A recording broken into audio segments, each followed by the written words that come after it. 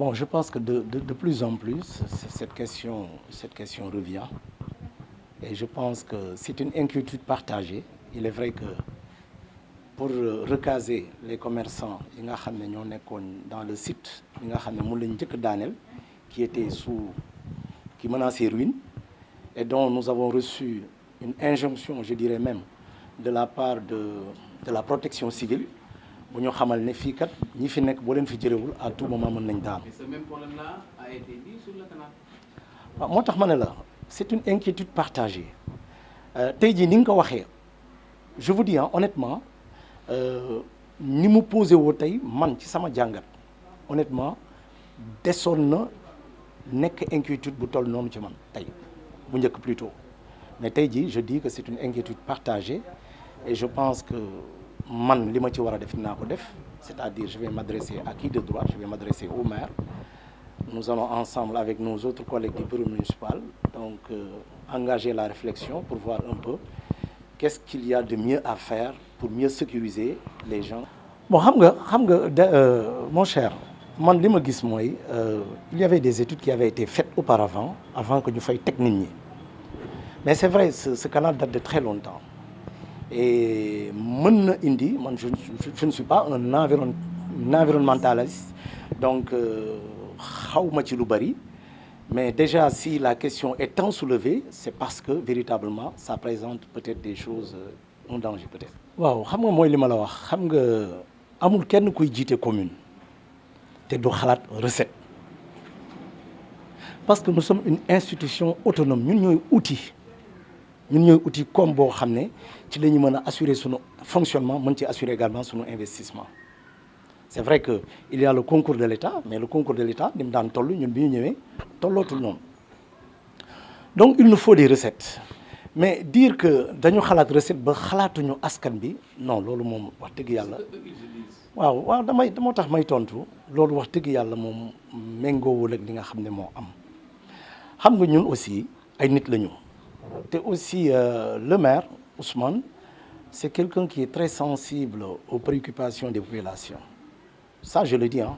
sur le plan politique maax moom faruñu honnêtement ça il faut le relever mais wax dëgg yàlla ku sensible la ci li nga xam ne mooy jafe-jafe askan bi moo tax ma ne la souvent dañuy jël ay mesures di ko doxal mais chemin faisant mën nañu xool s'il y a des manquements quelque part ñu toogaat ci pencoowaat ci xool naka la ñuy jubbantikoo et je pense que tey jii ni nga ko waxee ni nga ko jëlee ci askan bi ba yow tey jii nga koy relater di ñu ko wax mais ça mérite qu'on puisse véritablement s'organiser toogaat waxtaan ci repenser véritablement à la question de l'environnement au niveau de cette zone. waaw foofu di nga ma may aussi benn affaire di nga ma may me remercier l'État du Sénégal à travers le ministère du cadre de vie je veux citer le ministre Abdou Karim Fofana honnêtement mi ngi APR man maa ngi réew mi mais c'est un ministre qui fait très bien son travail lu ma gëm la je le dis avec conviction. parce que bëri na ci ay rond-point yu may romb biir Dakar su ma fa masaan romb damay gis ñu fa tëdd gis ñenn ñu fay tuur ndox wala ñu fay def seen ginnaaw kër mais tey jii mel na melukaan boo xam ne boo fa rombee da ngay am envie sax ñëw toog fa donc admirer véritablement attraction bi am tout autour donc maa ngi ko ci remercier di ko encourager et s'il faut véritablement promouvoir un ministre ce serait véritablement le ministre Abdou Karim Fofana ma koy wax nag ne ñun bëri nañ ay coins ou bien ay espaces yoo xam ne soxla nañu mu taxawuñu ci bu ñuy ñëw ci rond-point Sam bi ça a été d'abord une volonté de la mairie du maire personnellement même pour ñu taaral ko kooku yàgg na nekk bëbëtu maire donc le maire avait posé les jalons pour que foofu ñu defar ko tuddee ko rond-point Mame Abdou Aziz Sy Dabakh donc c'est des travaux qui sont au ralenti maintenant est-ce que il y a aussi l'implication du ministre ou bien du ministère du cadre de vie ça je ne peux véritablement apporter la réponse attendue mais c'était ñun ñoo ko engagé woon waaw waaw voilà xam nga aussi souvent avec l'investissement bu ñu nammee def yenn yi souvent day am ay gàllankoor c'est des choses qui arrivent sur le plan technique donc ça arrive maintenant pour le justifier je ne pourrais pas donner des arguments quand même assez convaincants mais en tout cas retenez que ñun ñoo ko engagé woon te du foofu rek am na yeneen i bërëb je peux donner à titre d'exemple am na benn jardin moo xam ne ñu ngi ko réaliser fii Colobane à la rue 49 angle 40 tey jii espace boobu meloon na noo xam ne dafa jéggi dayoo mais tey jii saa yoo fa rombee di nga gis mag ñi toog fa di féexlu famille yi toog fa di féexlu xale yi nekk fa aussi di féexlu di waxtaan donc am na beneen aussi bu ñu def au niveau de la Gueule Tapée terrain Xeraw am na aussi le xayma ou la xayma la ñuy wax bu la communauté Khadria bu ñu installé aussi à la Gueule Tapée mu nekk benn espace bu ñu defar ba mu rafet macha allah te am nañu yeneen ak yeneen engagé woon nañu aussi les 2 voies de face tàmbalee ko fii au niveau du bureau des HLM ba jëm ba ca rond-point Sam donc yooyu yëpp ñu ngi ci et nous espérons avec le bonus qui nous est accordé véritablement ñu mën a. c'est la lutte contre la pandémie de la Covid-19 loolu boo ma ko laajul di nga ma may ma wax ci parce que loolu dafa wërngal àdduna may rafetlu posture bi ci président de la République njëkk a jël mooy ubbeeku oo ñi nga xam ne ñoom la seqal langue politique gi muy ñoom le président Idrissa Seck le président Ousmane Sonko le président Khalifa Sall et cetera ñëpp wuyu si ko ak d'autres personnalités remarquables yu nekk ci réew mi ñu ñëw uyu ko ak kilifa diine yeeg aada yi ñëpp wuyu si ko la mu wax ak ñoom ak ñooñu lañ ko wax je pense que loolu symbole la moo taxoon ca njëlbeen nga taxawaayu ñëpp rafet ma ci remercier état wu Sénégal parce que aussi maa ngi dégg ñu naan quelque part l'état a failli mais feebar bu toll nii naka la état di jël mesure yu muy jël par rapport à l'état d'urgence le couvre-feu des Sénégalais se permettent au-delà de l'heure qui avait été arrêtée de sortir dans la rue nit ñi ne on n'a pas besoin d'une police répressive police warul woon dóor mais man du ma rafetlu sax ay dóor du ma ko cautionner mais lan la ñu mën ci ñoo xam ne dañ leen wax ne nii ak nii ngeen war a doxi ñoom ñu teggi loolu def leneen donc pour vous dire que état li mu waroon def pour man def na ko jusqu'ici pour moi l'état n'a pas failli seulement dans la distribution des masques donc on devait mobiliser beaucoup de masques et les distribuer à la population ñun nag comme ni ko président de la République waxee parce que ñun aussi nous sommes un démembrement de l'État au plan local ñun li ci président bëggoon yëpp je pense que taxawee nañ ko ci njiitu monsieur le maire Ousmane Ndoye qu'on le dise ou pas qu'on le veuille ou pas Ousmane a été là debout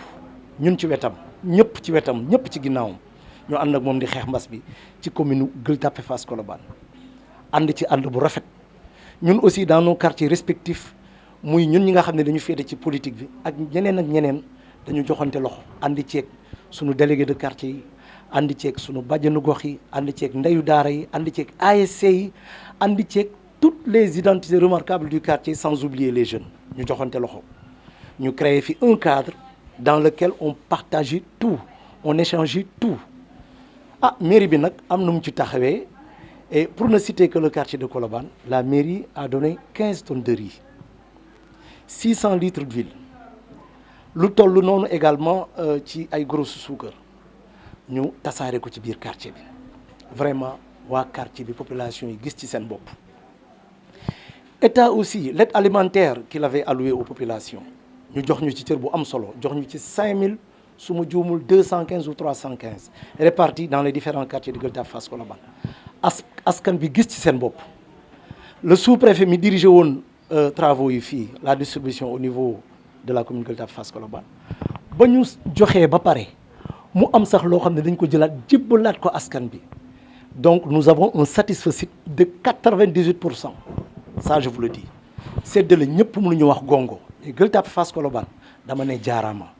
damay féliciter le maire di féliciter l'ensemble des conseils municipaux en tout cas di féliciter ñëpp ñi ci dugal seen loxo muy bàjjenu gox ndeyu daara délégué de quartier notable association de jeunes ASC ñëpp ci dugal seen loxo wax dëgg yàlla ñun dañu kontaan ci taxawaay askanu Gueule Tapée Fass Colobane ci xeex mbas bi.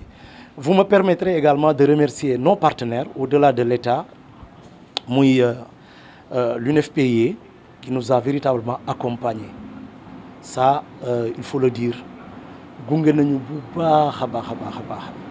On a d'autres partenaires locaux aussi yoo xam ne ñoom it de manière spontanée dañu ñëw indi seen jàppale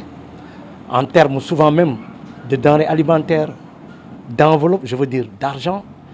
ñoo xam ne dañu indi ay masques ñoo xam ne dañu indi leneen ak leneen fii ngay gis Gueule Tapée Fass Colobane benn citoyen commune bi jóge fële indi benn saabu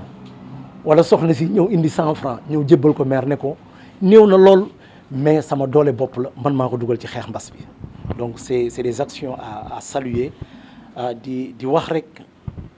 démb je pense le ministre de l'Intérieur def na benn point de presse wala conférence de presse et je pense que wax na les nouvelles mesures yi nga xam ne moom la ñu édicté waat may ñaan suñu borom yàlla na askan bi yàlla def ñu def dégg ak topp parce que noonu rek la ñu mën a xeexee jàngoro bi mooy respecter les mesures barrières dégg aussi li ñu wax dajaloo yi ñu arrêté ko transport en commun yi aussi ñu bañ rek